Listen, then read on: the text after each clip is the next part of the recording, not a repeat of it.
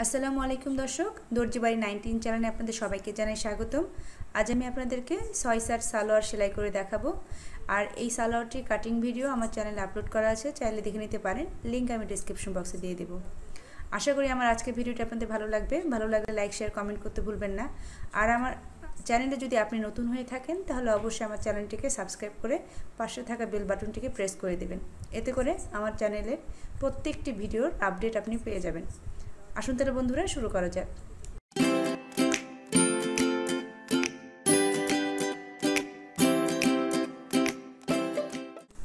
এখানে আমি 6 সার সালোয়ারটি কাটিং করে নিয়েছিলাম, আর এই কাটিং ভিডিওর লিংক আমি ডেসক্রিপশন বক্সে দিয়ে দিব, চাইলে দেখে নিতে পারেন। আর এখন আমি সবার প্রথমে 6 সার সালোয়ারের কলিগুলোকে জয়েন করব। 6 সার সালোয়ারে 6টি কলি থাকে, একটি পায়ে 3টি, অপর পায়ে আরও 3টি। এই 3টি করে সালোয়ারের কলিগুলোকে আমি প্রথমে জয়েন করে নিচ্ছি। ভালো করে লক্ষ্য করুন বন্ধুরা, আমি কিভাবে কলিগুলোকে মিলিয়ে নিয়ে কলিগুলোকে জয়েন করছি। একটি কলির দুই পাশে দুটো চওড়া কলি আমি জয়েন করে নিচ্ছি। ভালো করে লক্ষ্য করুন বন্ধুরা, ঠিক একইভাবে আপনাদেরকেও এই স্টেপগুলো ফলো করতে হবে।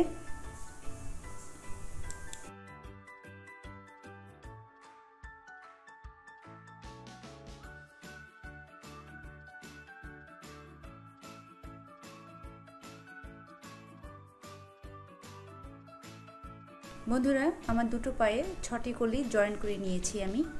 এখন আমি এই পায়ের মুহুরিতে বক্রম সেটিং করব, আর এর জন্য আমি বক্রমটিকে কেটে নিচ্ছি। আমি এখানে দেখাচ্ছি আমি কিভাবে বক্রমটিকে কেটে নিচ্ছি। আমি 1.5 ইঞ্চি পরিমাণ চওড়া করে বক্রম কেটে নিচ্ছি দুটো পায়ের জন্য, দুটো অংশ। ভালো করে লক্ষ্য করুন বন্ধুরা, আমি কিভাবে করছি।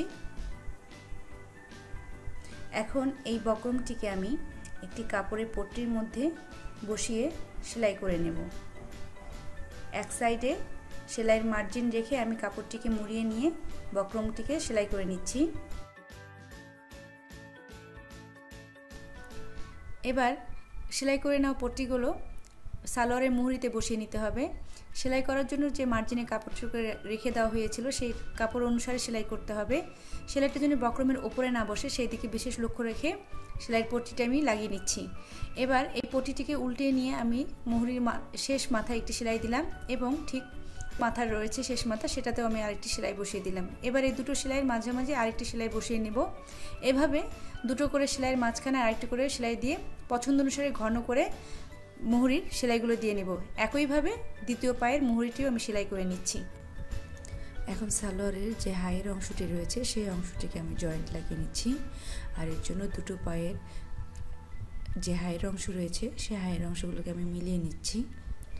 দুটো সাইডের হাইয়ের অংশের মধ্যে আমি প্রথমে একটি সাইড জোড়া লাগিয়ে নিচ্ছি।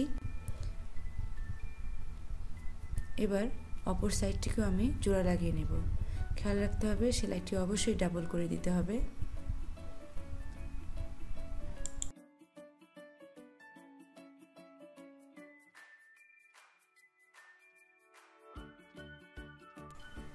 এবার পায়ের অংশটিকে আমি জোড়া লাগাবো, আর এর জন্য প্রথমেই মুহুরিটাকে মেপে নিতে হচ্ছে। আর মুহুরি হচ্ছে 6 ইঞ্চি। আমি এখানে 6 ইঞ্চি দাগ দিয়ে নিচ্ছি, এবং সেই দাগ অনুসারেই আমি স্কেল দিয়ে সেলাইয়ের মার্জিন বের করে নিচ্ছি, এবং এই দাগ অনুসারে এখন আমি সেলাই করে নেব। তবে সেলাইয়ের আগে অবশ্যই ভালো করে লক দিয়ে শুরু করতে হবে।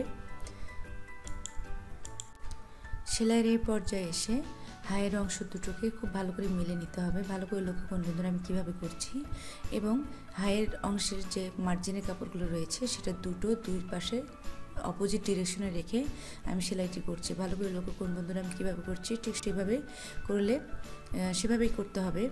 এখন এইভাবে করে আমি এই একটি পায়ের সেলাইটাকে স্টপ করে দেবো। এখানেই দুটো পায়ে আমি একইভাবে সেলাই করে নেব।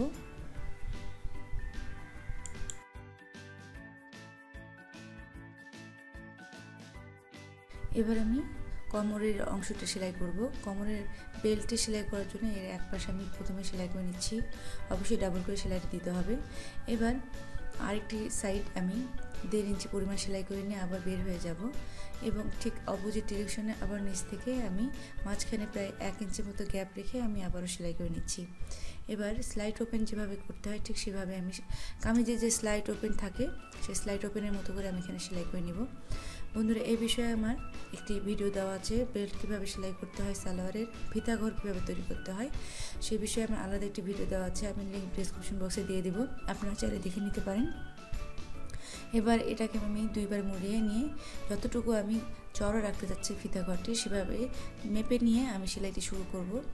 অবশ্যই ফিতা দিয়ে মেপে করলে হবে কি যে পুরো ফিতা ঘরটি সমানভাবে সেলাই হবে, দেখতে সুন্দর হবে এবং ফিনিশিং ভালো আসবে। এভাবে আমি এখন সম্পূর্ণ ফিতা ঘরটি সেলাই করে নিচ্ছি।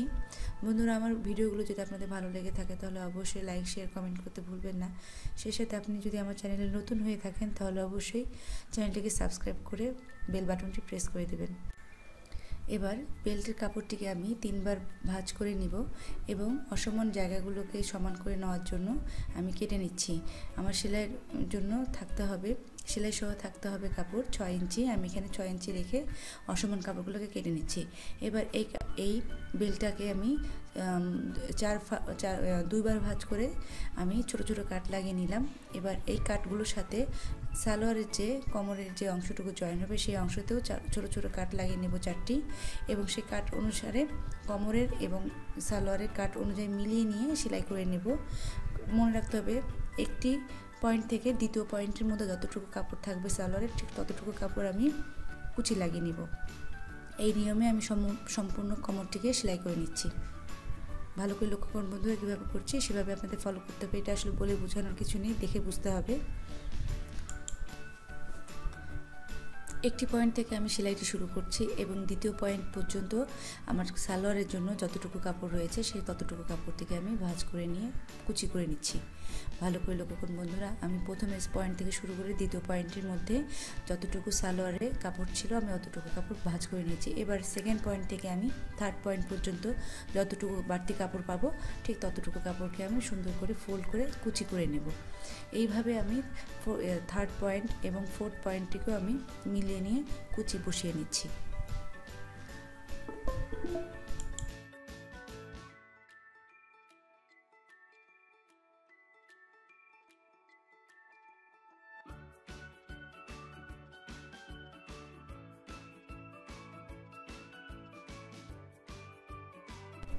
তো বন্ধুরা হয়ে গেল আমার সালোয়ার সেলাই করা।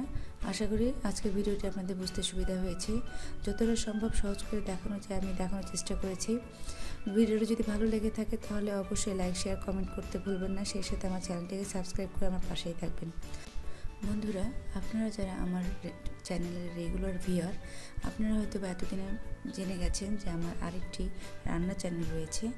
আপনারা যারা আমার সেলাইকে ভালোবাসেন, আমার সেলাইয়ের চ্যানেলটিকে ভালোবাসা দিয়ে এতদূর এগিয়ে এনেছেন তাদের কাছে আমার অনুরোধ থাকবে আমার সেলাইয়ের চ্যানেলের পাশাপাশি আমার রান্নার চ্যানেলটিকেও ভালোবাসা দেখাবেন এবং আমার চ্যানেলটির পাশেই থাকবেন। আমার চ্যানেলটিকে ভিজিট করবেন, ভিডিওগুলো ভালো লাগলে লাইক করবেন, শেয়ার করবেন। সেই সাথে এই চ্যানেলটির মতো আমার দ্বিতীয় চ্যানেলটিকেও সাবস্ক্রাইব করে আমাকে সাপোর্ট করবেন। আজ তাহলে এই পর্যন্ত বন্ধুরা, দেখাবে পরবর্তী ভিডিওতে। সে পর্যন্ত আল্লাহ হাফেজ।